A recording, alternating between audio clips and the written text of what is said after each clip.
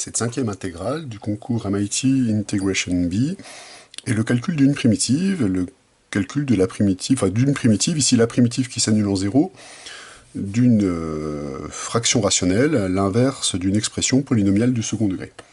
Alors on va déjà regarder l'ensemble de définitions de cette primitive, on va s'occuper du terme qui est au dénominateur. Donc ce qui nous intéresse, c'est évidemment savoir si ce terme s'annule. Alors comme c'est une somme de deux termes au carré, il est positif. Comme ces termes-là ne s'annulent pas simultanément, puisque lui s'annule en 0 et lui s'annule en 1, ce terme-là, il est strictement positif pour tout t appartenant à R. Conclusion, on va pouvoir se placer sur l'intervalle R pour définir les primitives. Donc on calcule la primitive ici. Alors je dis la primitive parce que c'est celle qui s'annule en 0. Hein. On a ici une borne sur l'intervalle R. C'est dans cet intervalle que va varier le nombre x. Alors on peut passer maintenant au calcul. On sait que lorsqu'on a un facteur du second degré qui ne s'annule pas, la bonne démarche, c'est d'écrire ce terme-là sous forme canonique. Donc on va développer l'expression polynomiale. On récupère 2t carré moins 2t plus 1. Donc l'intégrale qu'on a à calculer, la primitive qu'on a à calculer. Donc l'intégrale entre 0 et x de dt sur t carré plus 1 moins t carré.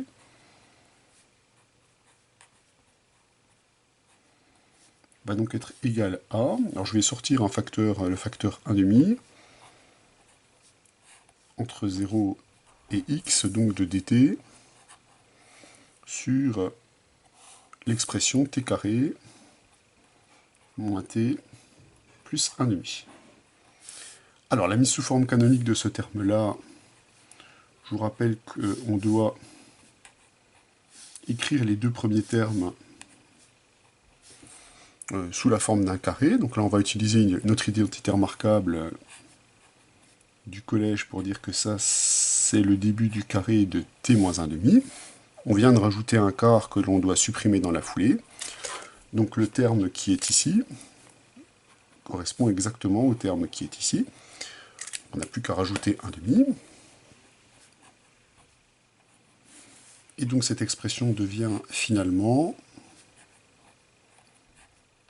la somme de deux carrés. On récupère t moins 1,5 au carré, plus un quart, c'est-à-dire plus 1,5 au carré. Donc on peut compléter le calcul de notre intégrale. Ici on récupère 1,5, intégrale entre 0 et x de dt sur t moins 1,5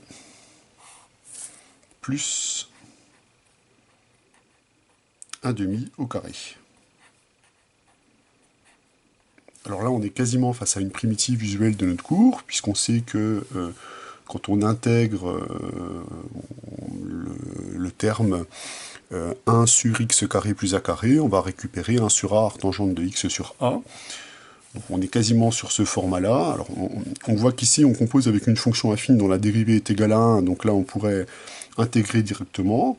Bon, pour ceux qui sont un peu hésitants sur cette intégration, on peut faire un dernier changement de variable pour s'apercevoir qu'effectivement ce terme-là n'aura pas d'impact. Donc on pose u est égal à t plus 1,5, qui est un changement de variable affine, strictement croissant, de classe C1. On a bien toutes les hypothèses pour pouvoir effectuer ce changement de variable. Et on récupère donc 1,5. L'intégrale entre... Alors les bornes vont un peu bouger. Ici on va récupérer l'intégrale entre 1,5 et x plus 1,5. Donc de du sur u au carré plus 1,5 au carré. Donc là maintenant on peut définitivement calculer cette intégrale.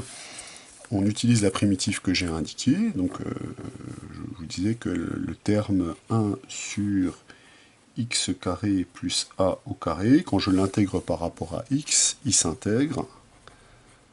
Ça, on le sait, c'est quelque chose qu'il faut savoir, s'intègre en 1 sur a, arc tangente de x sur a. Bon, à une constante près, bien entendu, mais ici, la constante, elle sera fixée, puisque notre intégrale possède deux bornes.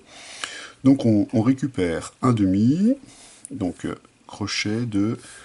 Donc 1 sur A, ici A est égal à 1 demi, donc on va avoir un facteur 2, arc tangente de x sur A, donc arc tangente ici de 2u. Alors cela pris entre 1 demi et x plus 1 demi. Alors on n'a plus qu'à clore le calcul. Ici le facteur 2 va se supprimer avec le facteur 1 demi.